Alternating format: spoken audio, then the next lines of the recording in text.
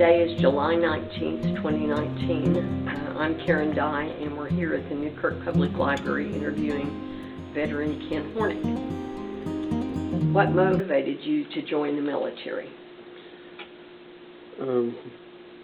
Basically, my dad said it was okay to join the Air Force. After one of my high school friends approached me to go and enlist with him, it got me out of a lot of farm work for a long time. Tell me a little about your time in basic training. First off, I got on a bus with Ronnie Forbeck and traveled to Oklahoma City and stayed there at the YMCA with 40 other enlistees. We were there a few days due to transportation problems. Then we flew from Oklahoma City to San Antonio. After several hours later at Lackland Air Base, we were greeted, Air Force Base, we were greeted at the bus by our instructors, which we got to know real well before the 6 weeks were over. It was just the beginning of lots of get in line, keep quiet, listen up, lots of yes sirs and no sirs, short haircuts, medical shots, physicals, getting our first uniforms, seeing the barracks and rows of beds, foot lockers. All of us really wondered what we were really getting ourselves into. After a few hours and days and nights and getting to know each other from all over the U.S., things started to get into a routine. Early rise, line up to go eat, line up to march to PE, line up to march to go some kind of daily training, rifle range, obstacle course, line up and march to supper, line up and go back to the barracks, clean up and get ready for bed. Because the next day was going to be all the same. We had to get up early every day, and then in between all that, all the other things going on, we had barrack inspections. Everything had to be in certain places all the time, no exceptions. Their way or no way. If not corrected, you'd have to rearrange your stuff and then try to get it right. Really learn how to make your bunk bed look really good. Special folds, tucks, and in general so tight that if you dropped a quarter on it, it had to bounce and if it wasn't tight enough. And that was pretty much daily routines. Was Ronnie there this time at the basic with you at all? In the same barracks? And no, we was in different platoons in different areas and never did, that I recall, ever really being associated with each other after that. We went to different schools and different locations.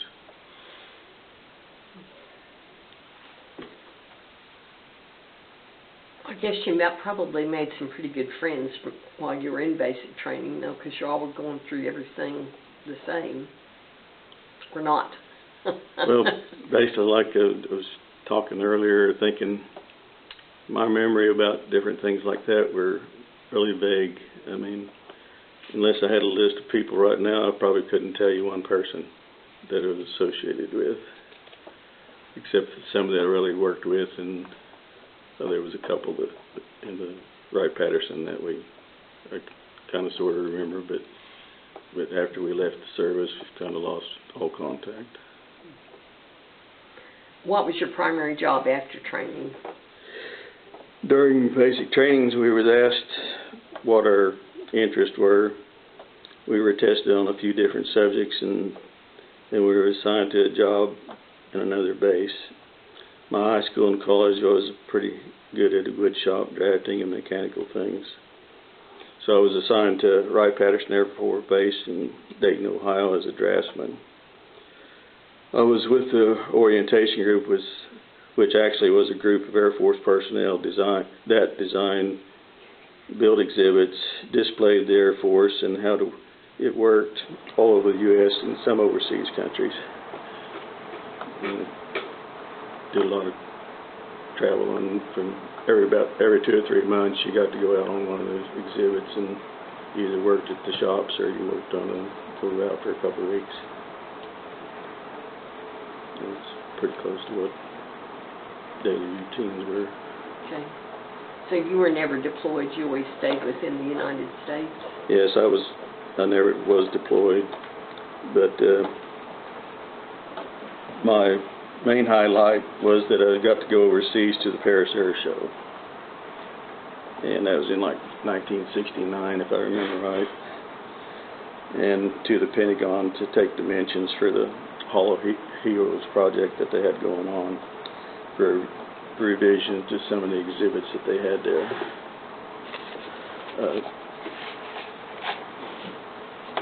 The Hall of Heroes was a room dedicated to people to honor the brave service members that had received the Medal of Honors, which was the highest award for bravery that could be awarded to exceptional acts of valor. At that time there was 3,500 men and 1 woman, and I couldn't figure out what the name of the 1 woman was, but there was 1 woman in that group.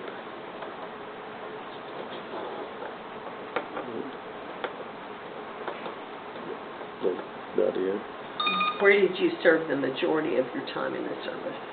Majority was in Dayton, Ohio, at Wright-Patterson Air Force Base. What rank are you most proud to have earned and why?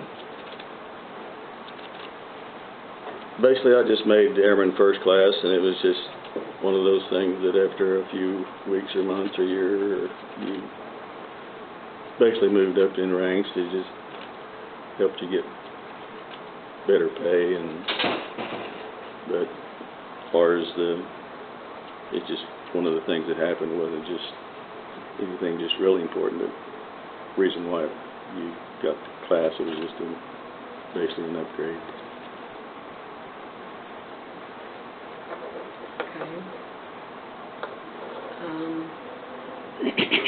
Do you remember any of the special people that you met? I think you talked about this a little earlier. Do you remember any of them? Oh, I kind of remember, some of our officers that we was in our regular jobs with, but some of the people that we worked with in our regular job was like civilians, and there was like Mr. Calloway when he was the chief design engineer, Captain Richard Haas, he was the officer in charge of our particular group, and then there was the civilian Ken Smith that I was pretty much familiar with. He lived in Fairborn, Ohio, and was a civilian that worked with us as the draftsmen and things like that. Other than that, I just didn't really get real close with a whole lot. So you don't keep in touch with any of these people now, or are there any? No, I've always thought about trying. I looked in that list getting ready for this, and there's one person I could probably call, but only one has a phone number. And he was older than what we were at the time, so I'm not even sure he's still around. But tell me a funny story you experienced that could probably only happen in the military.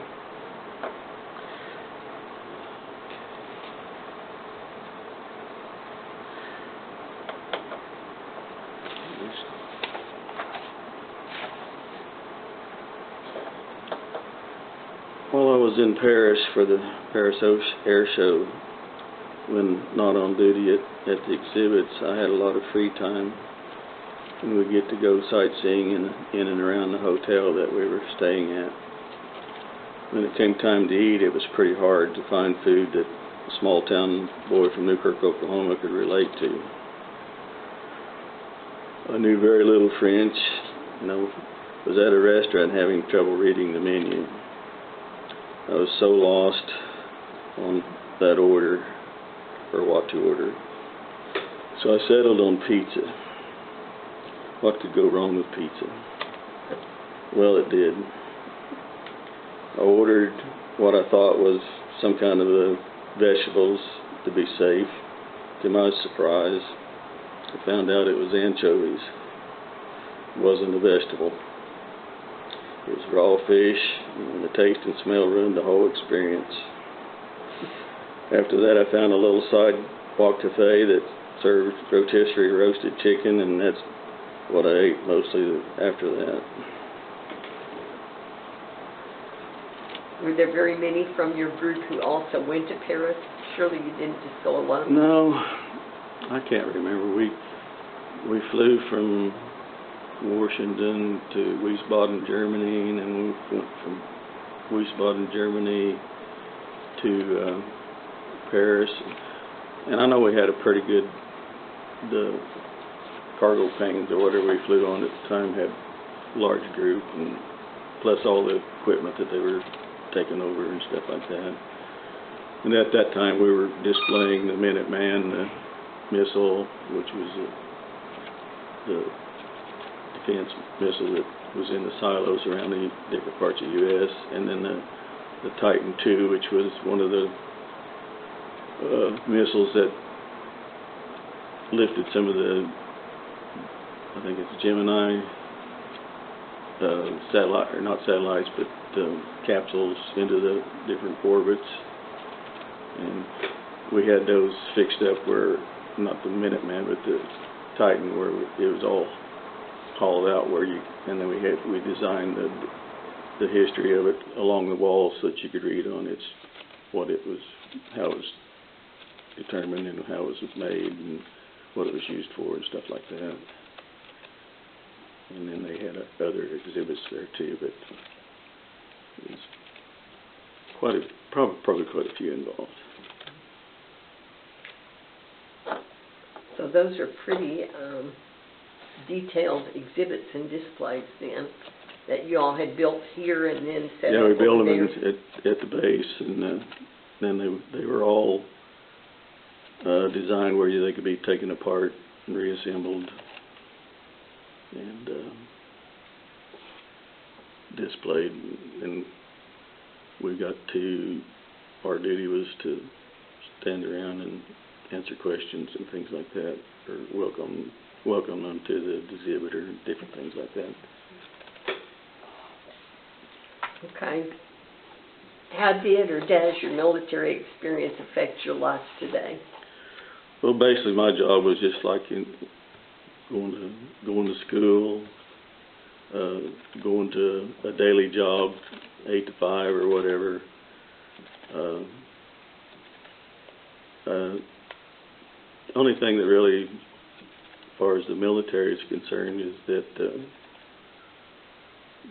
you do have benefits from different veterans and affairs and different things like that. And then also you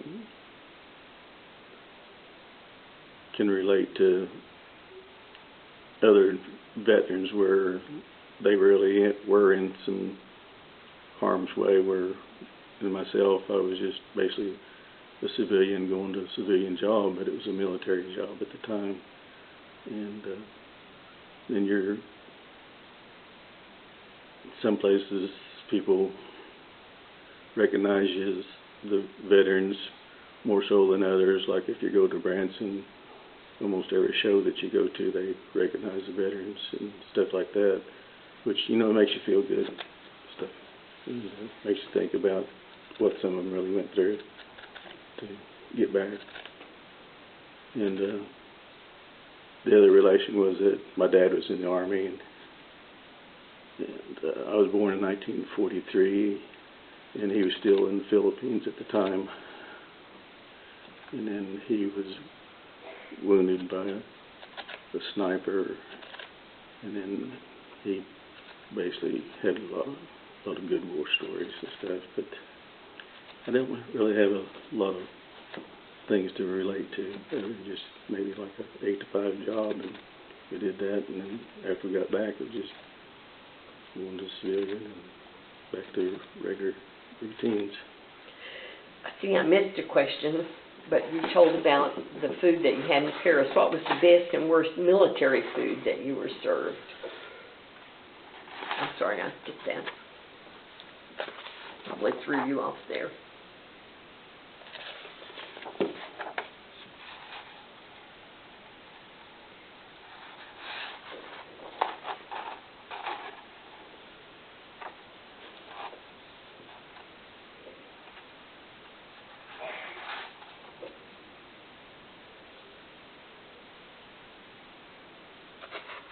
If you have those numbers, it's number 10.